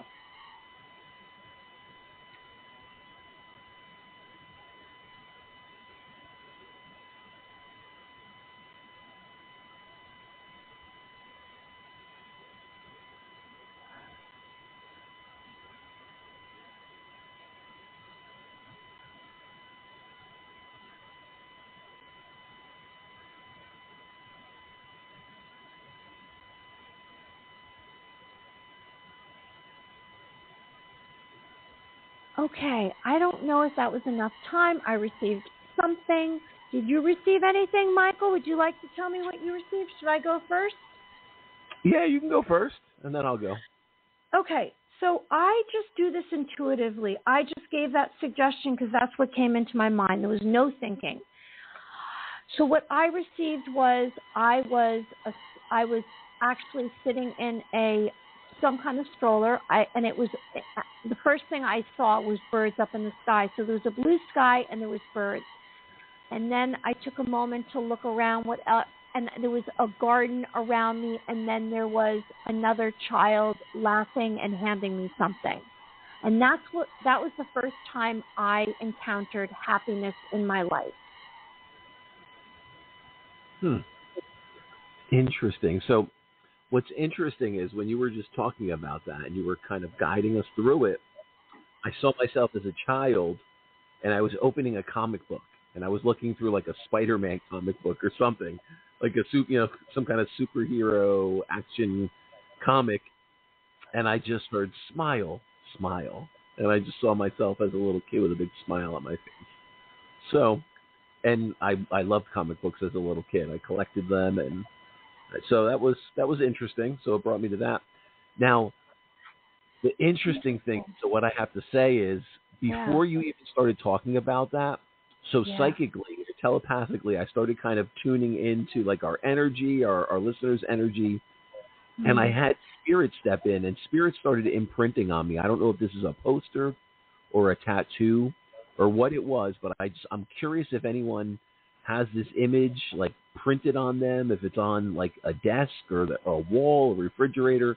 But I saw this heart. So there was like this, this really beautiful heart, and there was a sun, like a sunrise coming out of the heart, or it was like a sun and a heart blending into one, but it had like this very vivid imagery of the heart with the sun above it, or kind of coming out of it. So I don't know if it was like the sun setting on the heart, or the heart and there was a sun, there was basically a sunrise coming from it. But I'm wondering, does that resonate with anyone? Does anyone have that image? Because I almost feel as if I was getting that image for someone as a confirmation that their loved one is around. So I'm not sure what that is. Now, you can't take that, Mary Amy, right? I can. Oh, you can? Okay. I don't know if someone else can, but I could tell you right now that I did a painting. So I've been married twice. This is personal information. And the second go around, I got into oil painting. and I hadn't done it for a very long time. And the first painting that I did when I got separated was what you just said. Interesting. Yes. So I might have telepathically been keying in on what you just energy. said. I did this heart, and this heart was originally cracked. It was a scene, a nature scene. There was a pathway, and then I later put the heart back together. But what you just described was what I painted. And I find that so interesting that you did. I do want to say that what I realized is whatever came through for someone, if they did have an experience of receiving information, a past memory, sometimes we don't even recall them, and then we do an exercise like this and it comes forward. I never knew that I had this memory, but I have to tell you, the fact that the first thing I saw was birds have been very important to me in my life. Throughout my life, we always had a bird in our home. I've been obsessed with birds. I became a rehabilitation person or a rehabber because of rescuing a bird. I wrote a screenplay about birds. And so I find it interesting, and yours was comic books.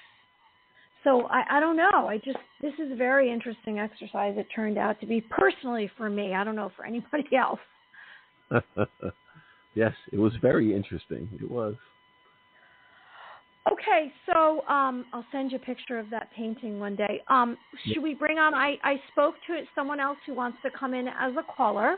They've been holding. We have a couple others, so let's see how many more people we can get in before the end of the show. If not, we'll bring on people again next week. We are having that one guest I want to mention, July 25th, because I don't know if we'll get cut off. We have Dr. Deanna Mertz-Nigel, who's a licensed psychotherapist. She also has classes online Therapy Institute, Deanna Mertz-Nigel.com. Okay, so let me bring on this next caller, and let's see what happens. Hello? Hi, this Hello. is Mary and Michael. Thanks so much for holding. How are you? Oh, my goodness. I thought you guys forgot me. No, we didn't. And who do we have the pleasure of talking to? It's Michelle from Florida. All right, Michelle. So what's going on, Michelle from Florida? What question do you have for us tonight? Well, I recently separated from my boyfriend from 11 years, and I may be going on a trip with a friend of mine who is a psychic, and setting up and do an event. And so I just wonder how my finances are going to be. I always worry about that. 'Cause I don't have that second income anymore. So I wonder how you see things going in my finances. I think the biggest thing is I'm worried about my finances, but I just thought I'd see what you would see out there for me. All right, so you want us to just kind of key in on your energy, and we'll just psychically see what unfolds and what Yes, that would be awesome. All right, so Michelle, just say your name slowly for us one time, and we'll connect to your energy. All right, it's Darlene Michelle.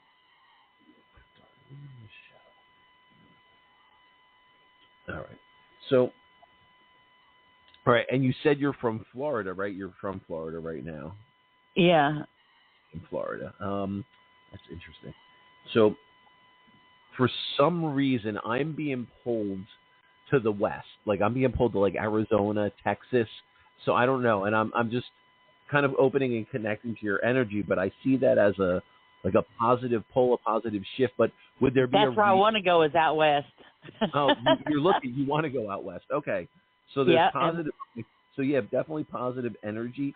Is it particularly like Arizona or Texas? Well, I actually like Utah and Idaho, and she hasn't really told me where she wants to go. Okay. She said it's wherever her clients are, and of course my brother and my nieces live in Arizona, so maybe that's why you're kind of picking that up. Oh, but, nice. Yeah, it could be. But Yeah, she's wanting to travel all over, wherever her clients are. So I don't know where her clients are. All right, so that's definitely like there's positive energy. I pick up on positive energy pulling you west. So if you do get the opportunity, west on an energetic level definitely appears good to me. And that's what was coming through to me, is like the Arizona or Texas connection. So there's definitely positive energy around that. Okay. Now I have to ask about, so just as I'm connecting to your energy, is there a Tommy or a Timmy? Is there a T? Who's the T? T male energy around you? Because I feel like I have to mention like a Tom or a Tim or a T. I feel like there's a T, dominant T male energy that I have to bring up. The only T I can think of was a man that was like my grandfather. He's passed away. His name was Tom. Okay. So, yeah, well, I'm a medium and stuff like that happens. But, yeah, so definitely the older energy. Okay, so that's who. So it definitely, if you could take, the Tom. Yeah, exactly. That's what I said, Tommy, Tom, the Tom. So interesting. All right, so let me just, when I connect to this energy, when I connect to this, the male energy with the T, the Tom, I'm seeing like a blue outfit. Like I would almost feel like it's like a postmaster or something, but I don't think it is. So I don't know if I'm being pulled to the Navy. Do you know, was he like Navy or would he have, or Air Force, where he would have worn a blue, like some kind of blue suit or blue outfit, like blue attire, a blue professional? No, but my brother and my son are both Navy. And my brother has been having some issues and don't know what it is. But my son was out west also. My brother's in Arizona, and my son was in the Navy in Washington, but now he's in Kentucky. But they were both in the Navy. Okay, interesting. Because, there's like, I'm definitely being pulled to that, and I feel like the gentleman, like the energy of like the Tom, the T, the older male energy around you is definitely talking about like the Navy connection, or showing me like the men in the suits. So I would definitely say he's bringing my attention to them. So interesting. Okay, so I have to ask you this. So obviously I'm not a doctor. Obviously I can't give medical advice. But if stuff comes through like in a reading, I'll share it. I'll say it. And I feel like, so is one of them dealing with health issues where they're like going through like diagnosis, or they're getting testing done and they're like looking at their blood or something with the blood or kidneys, and they can't figure it out or they can't find it? Is there like an unknown ailment going on with someone around you? That's my brother in Arizona, and years ago he had gotten hepatitis C in the military, and then now he's having blood in his pee in the morning, and it's abnormal. So they're doing a bunch of testing to figure out what it is. So really don't know at this point what it is. So he's kind of scared about it, Okay. So just know, like there's definitely testing out there that's going to uncover it, but I don't know if there's issues like around insurance or approvals, but I feel like there's like a test that he's not getting approved for, or the facility he's in doesn't do it, so they're not offering it, or something to the effect that there's a test out there that can see or can check or can diagnose him or diagnose what's going on. So there may be like some underlying cause that like a traditional, whether they're going to do a traditional X-ray or like an ultrasound or something, maybe won't pick it up. That's what I'm feeling like. I'm feeling like it's going to be additional treatment or additional investigative testing has to get done outside of where he is. Yeah, now they're sending him out to a GI specialist. Okay. So that's a good thing then. So if that's coming through in your reading and I'm getting that from older male energy, then you're on the right path. There's definitely good around that. There's healing around that. So just know. So by you telling me that and me telling you that, I think that's a really good confirmation and validation that like I would say like your collective, your loved ones in spirit are watching over him and trying to make sure that everything kind of is aligned and in his favor. So I would definitely look at that. Now, the interesting thing, there's also, they definitely talk about, like, so when I focus in on the energy, your energy connection to him, is there potential that he could have lead also, or could have been like old paint, or been in a house where there was old paint, where there could be lead contamination that could be also causing other complications on top of anything else that was going on? Because I feel like he has to. I don't know. Okay, so I would just mention that, or just see if that's something they've ever checked for, or they can check for, or something that would like replicate lead in the blood and would have like the same type of effect on him that maybe he came in contact with, only because that's what's coming to me around that. So Let me Mary Amy, what's I know I've been going, and I know we only have a couple minutes left. I want to kind of hand it off to Mary Amy. Hey, so you think my finances are going to be okay too? So finances, yeah, I'll let Mary Amy kind of go into that aspect of it. Okay. All right, so this is what I received. First off, I'll tell you what I received, and then we'll get to that. I saw a swimming pool, which is related to, usually what I receive, Michelle, are images, or I hear something, and it ranges. And I received for you a swimming pool, which is about your inner thoughts and feelings, and you're going to basically splash into a new change, something new. It's going to be a significant change. I sense that you feel alone even if you're in a group. I saw a patchwork quilt, which is about a pattern that you continue in your life. So be aware.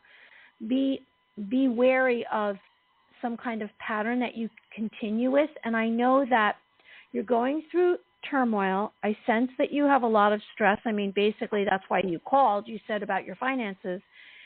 And you have you tend to have turmoil when you don't feel like the comfort that you're familiar with, obviously, and it's a distressing time, and I'm not making light of that. There's someone that I sense that you need to say sorry to. You don't have to directly go to them. You can just speak it aloud, because our words carry, energy and thoughts and emotions, so they will receive it. There is a new romantic relationship up and coming. Now, in relation to your finances, I sense that out in the physical reality, it's like you're getting overwhelmed by that, and you need to tune inward. And I think that I sense that. I shouldn't say think. I keep saying that tonight. I sense that for you, you have to have more confidence about how things are going to turn out, because we can project. There's what's called cause and effect. So we can change outcomes through how we perceive them, our belief system. You have to have more confidence in yourself. You're going to be okay. You have to say that. That's what you're going to manifest. In fact, you're going to get beyond okay. There's good things that are going to happen. Like I said, there's going to be a significant change for you. I know there's inner thoughts and feelings that are going on with you that maybe you need to kind of tackle instead of looking at this financial thing in this moment. I'm not saying on a grand scale. I'm saying let's get through. You started saying to us and speaking about this relationship that's over. That's okay, because there's better things coming for you. It's left your life for a reason. Michelle? I got you. Yes? Oh. Yes, it has. It's very hard. It's very hard. I know it's very hard. I know it's change. We don't like change, right? But guess what? There's something better, because it left for a reason. Everything happens for a reason. Leave the bad, take the good. Yeah, and I think there's going to be a shift. I definitely think there's going to be a shift, though. I definitely think you're in a shift where you can definitely gain some positive momentum. I know we only got like a minute here to go. I just want to.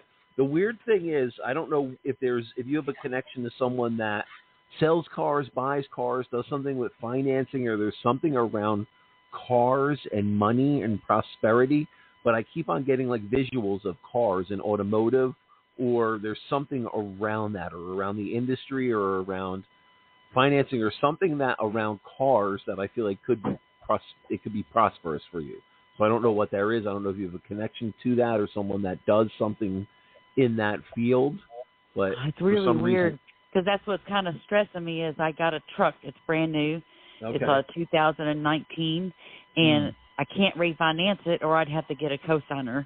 So I mean, my credit is good. My credit is good, but not enough. So you may have to just sit. Yeah, you may have to sit with that a little bit and just look and see if there's any other options that become available, or if the auto market shifts, or the banking market shifts, or if interest rates come down.